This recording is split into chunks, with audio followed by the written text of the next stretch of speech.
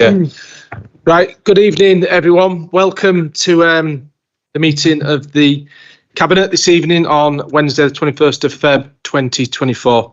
As usual, before we start the meeting, I'd like to outline some housekeeping rules.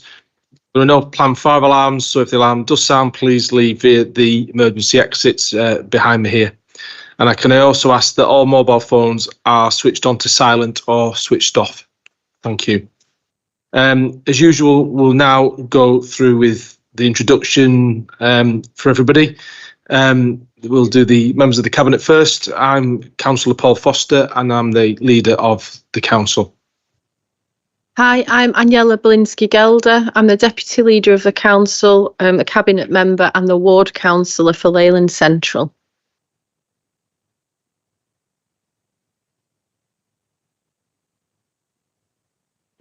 Hi, Ian Watkinson, Ward Councillor. I had that last bit for Charnock, which is permanent and lost or call, and my portfolio's customer services and digital.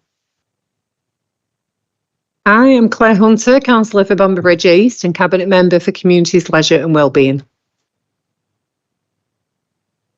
I'm Councillor Jackie Alty, Ward Member for Farrington East and Cabinet Member for Community Wealth Building, Social Justice, Equality and Diversity. Evening everyone, Councillor James Flannery, Cabinet Member for Planning, Business Support and Economic Development. Okay, thank you. And then starting with the Chief Exec, could the officers please introduce themselves? Thank you. Hello everyone, I'm Chris Sinnott, I'm the Chief Executive.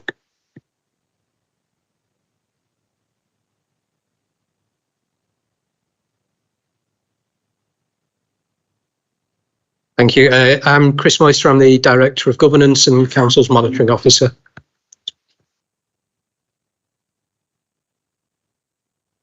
Adam Nixon, Head of Property and Development.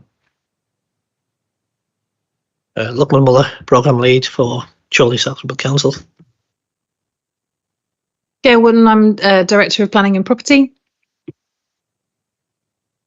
Carol Asprey, Democratic Member Services Officer. Okay, thanks everyone for your introductions. All members of the Cabinet are attending here in person in the Civic Centre, as you know, with officers. Other members of the Council are also present here at the meeting, and some are dialed in via the Teams link to observe and or participate. Please all note the meeting is recorded and is being streamed live via YouTube. And anyone that wants to find the web link for this, it's on the Council website. Can I ask any council members that are on the Teams link to keep your microphone on mute and only unmute when you're asked to speak? Thank you. Let's then move swiftly on to the first item on the agenda, which is apologies. I have an apology from Councillor Matthew Tomlinson, who unfortunately isn't too well this evening. So I'll be taking care of Matthew's papers. Do you have any other apologies at all? No, everyone else is here. Good. Declarations of interest, agenda item 2. If a member has a pecuniary interest, they're requested to leave the meeting completely. The member can rejoin the meeting following the completion of the item in question. Do any members of the Cabinet have any interests to declare? No? Okay. Thank you. Agenda item 3, the minutes of the last meeting. The minutes of the last meeting in front of me for approval. Are there any points of accuracy on the minutes, and can I therefore also propose approval, please? Seconded. Thanks, Aniela. Any comments on the minutes? Any members of the Cabinet? No? Any members not on Cabinet have any comments on the minutes? No? Okay, we need to take a vote on this, Cabinet colleagues. It's been proposed and seconded that we accept the minutes. Is all those in favour? Thank you. That's unanimous. Agenda item 4 is the Cabinet Forward Plan. As usual, the up-to-date Cabinet Forward Plan is accessible via the web link on the agenda. This does change literally weekly. There is, as always, a large amount of work for Cabinet to be considering over the next 12 months. Do any members of the Cabinet have any comments on our forward plan? No? Do any members not on Cabinet have any questions about our forward plan? No. Okay. We are asked to note the forward plan, and it is duly noted. Agenda item 5 is the refurbishment of the Longton play area. I did say I was going to take on all of Councillor Matthew Tomlinson's agenda items tonight, but I'm not taking on this one. Councillor Belinsky-Gelder is going to deal with this as it used to be within the portfolio. Aniela. Thank you, Paul. So this is the refurbishment of the Longton play area. It's part of our capital programme and refurbishment programme. I think we've done 14 plus play areas now, previously neglected. I think that it's really important to say that one of the reasons that people said we shouldn't refurbish them and spend money on play areas is because they just get vandalised and ruined. But I think that evidence suggested from the 14 that we've done is that actually our local communities really look after them, value them. I know the one that was done in my area actually has created an environment where parents have started socialising with each other as well. So it's not just the kids and places for them to go, but it's vital for the whole community. And this report is just to award the contract for the refurbishment of Longton Play Area on School Lane in Longton to the Play Sound Limited for a fixed price of £120,000 following a tender exercise carried out in accordance with the council's procurement process.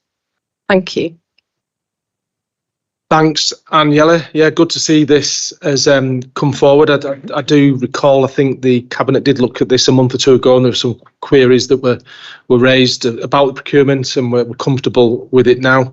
And it'd be great to see yet another playgrounds refurbished in the borough. I was looking at some of the stats and the feedback that we've had on the budget consultation, and the overwhelming number of positive comments from our residents regarding the work that we've done on the playgrounds in particular, and making it a much better, safer experience for their young people, which is great to see. And Longton is now clearly next in line. And so the proposals that Aniela has put forward are for us to accept the bidder 3, their bid, award them the contract, and I'm more than happy to second that. Do any members of Cabinet have any questions or queries for Aniela on this? Jackie? Yeah, it's not really a question or query. I just want to say, having looked at the impact assessments and the actual detailed specs of the provision that's on offer, it's really high spec, it's really good. And the level of accessibility and inclusivity now being designed in is really indicative of the way that we're driving forward. So just a remark on that. Thanks. Yeah, thanks, Jackie. Any members not on Cabinet have any questions for Aniela about the award of the contract for the Longton play area? No? Okay, so that recommendation, I'll quickly go through it again, Aniela. So it's the recommendation is to award the contract for refurbishing Longton play area on School Lane in Longton to Play Sound Limited for a fixed price of £120,000 following a tender exercise carried out in accordance with the council's procurement processes. That has been proposed and seconded. All those in favour? Thank you, colleagues. That is passed unanimously. Councillor Phil Smith, you just raised your hand.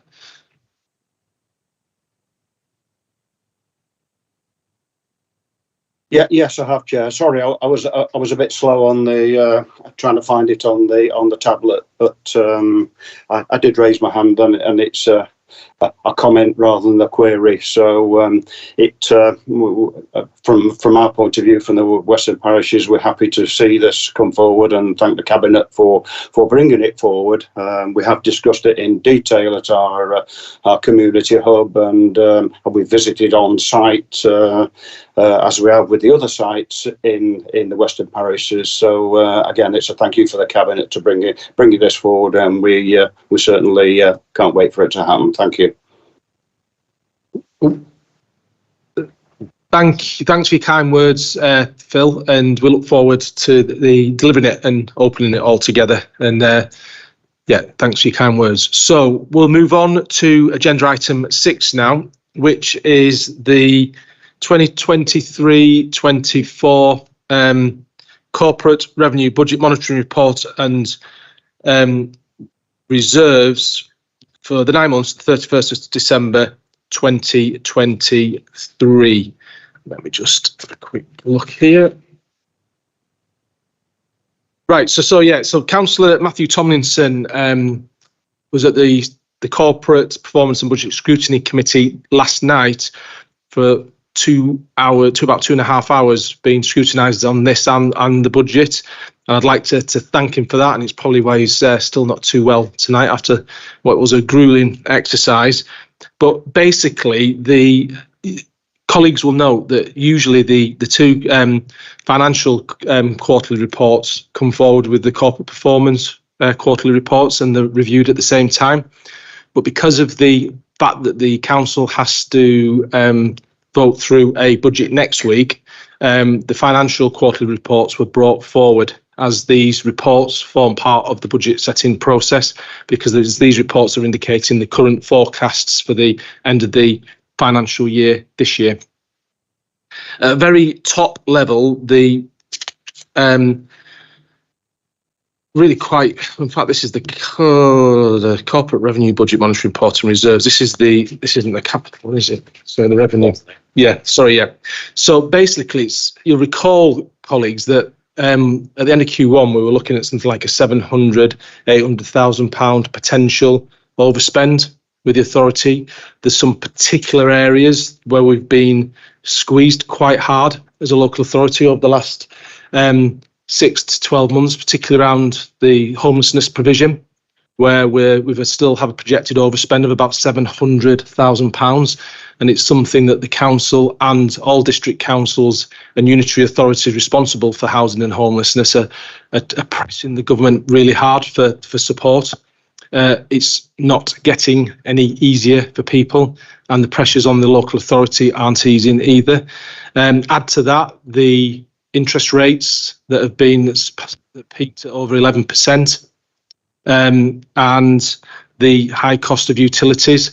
I think it's really, really pleasing that we can sit here today and report that more or less the projection is now that we'll come in on budget at the end of this financial year, which, Chris, is at the end of October. March. End of March, sorry.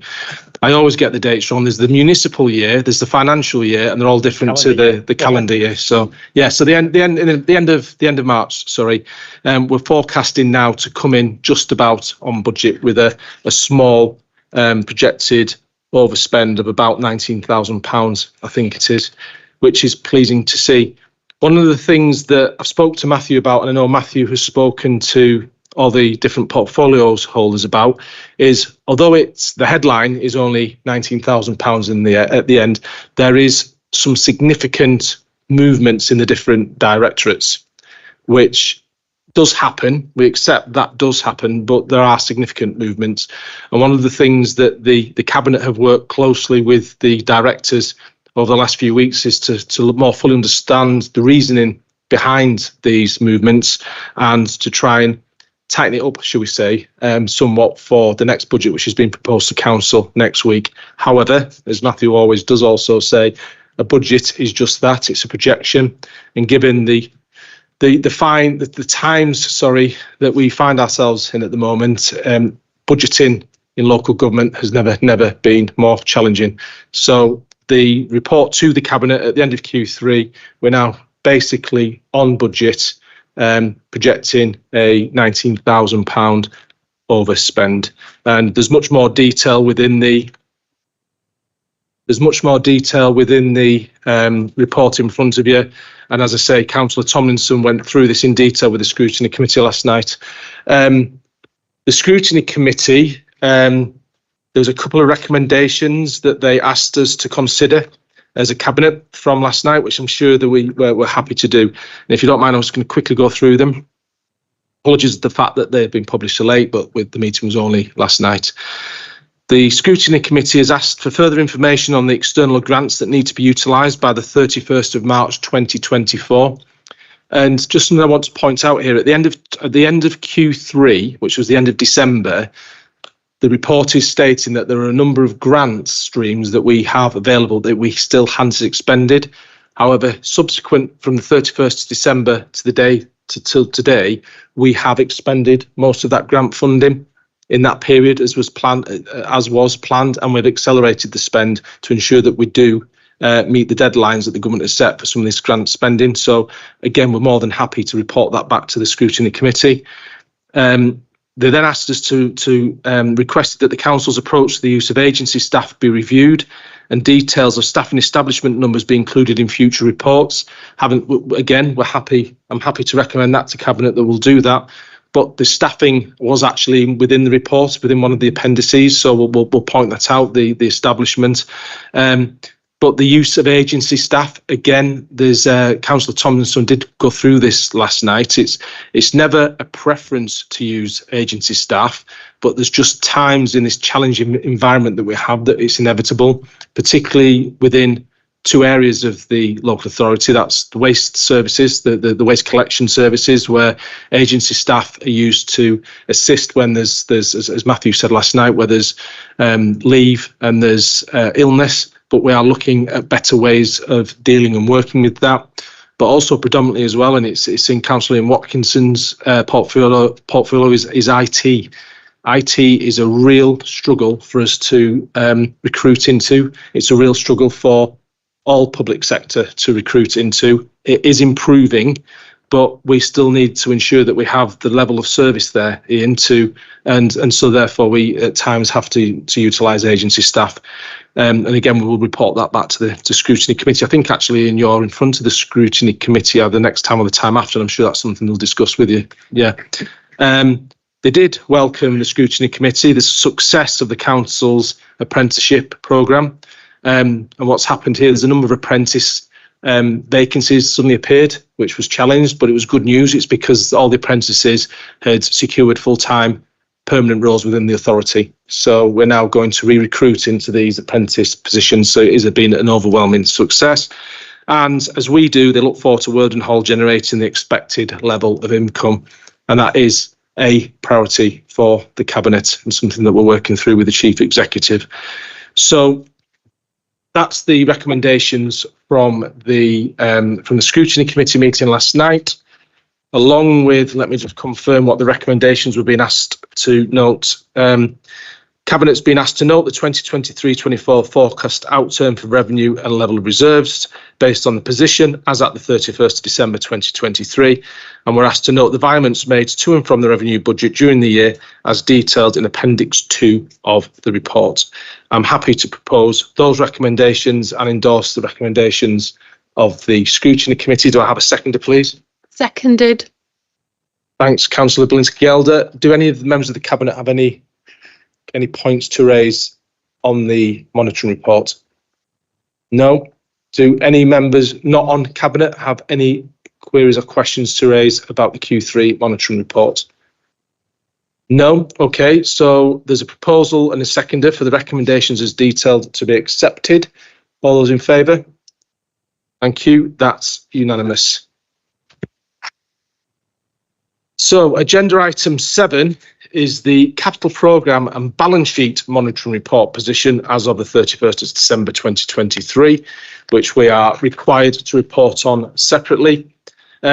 Basically, one of the things that we do point out to colleagues on the Cabinet is that inevitably there is always movement in the capital programme. And just because there is movement doesn't mean that the capital programme isn't being delivered. It generally does come down to an issue of timing a lot of the time. And sometimes you do see significant shifts in the capital programme from one financial year to the next. But that literally could mean because a project is starting or finishing a week later, but it's crossing over the financial year threshold. Within the report, there's a number of details on any slippages that we've experienced, the different areas that the different schemes that we've been delivering on the capital programme, and the revised programme for the delivery of the future schemes. There's also a lot of detail in there regarding debtors, and there's also detail in there regarding reserves. So I'll just point out to Cabinet what we're being asked to vote on this evening. We're being asked to vote to approve the revised capital programme as attached at Appendix A, which includes approved amendments to the programme detailed at point 12 of the report, since the last capital monitoring report was approved by Cabinet in November 2023. We're then asked to note the variations to the programme, which are detailed by each individual scheme at Appendix B and referenced within the body of the report. And finally, we're asked to note the position in the balance sheet monitoring section of the report in respect of cash, investments and loan balances and debtors as of the 31st of December 2023. And just so everyone's clear, on the capital programme that was specifically mentioned, there's 3 schemes in there that were 2 or 3 schemes where there was some slippage and reprofiling, and that's some green infrastructure schemes, the leisure centre refurbishment and decarbonisation works, the disabled facility grants are being slipped slightly, and the private sector home improvement grants. Any questions from any colleagues? No, it's quite a dry agenda item as usual, but we are required to go through it. Do I have a seconder for the recommendations, please? Seconded. Thanks, Councillor Bilinski-Gelder. There's no comments from Cabinet colleagues. Is there any comments from any colleagues not on Cabinet? No. So, good. We do have a couple of points from the Scrutiny Committee meeting of last night, and they were as follows. The committee welcomed the completion of the decarbonisation of the leisure centres and looks forward to the announcement of the planned improvements to the customer area of the leisure centre sites, which we're hoping there'll be more of an announcement next week at the Budget Council meeting. And they were grateful for the reassurance that disabled facilities grant waiting lists have improved significantly for the residents of South Ribble. So just on that, so all members of the Cabinet and Council are aware, within about 12 months ago, residents in South Ribble had an approximately an 18-month waiting list for the disabled facility grant works to be undertaken. This was down to the provision of the occupational health LCC provision. We brought our own in to assist, and that waiting list is now down to about 6 weeks. So if there's a will, there's always a way, isn't there? And so that's pleasing to see. So I'm happy to recommend we accept those recommendations from the Scrutiny Committee last night. So along with those 2 recommendations from the Scrutiny Committee and the recommendations that I read out before, they're proposed and seconded. Is everyone in favour? Great, that's unanimous. So, not that I'm anticipating there are a load of people watching us online, but I do have to propose that we exclude the press and public from the next phase of the meeting, because we have 2 presentations that they contain commercially sensitive information, and therefore only members and officers of the council are permitted to partake in that side of the meeting. So I propose that we now exclude the press and public. Can I have a seconder, please? Seconded. Thanks, Councillor Bilinski-Gelder. All those in favour? Unanimous. So I do apologise to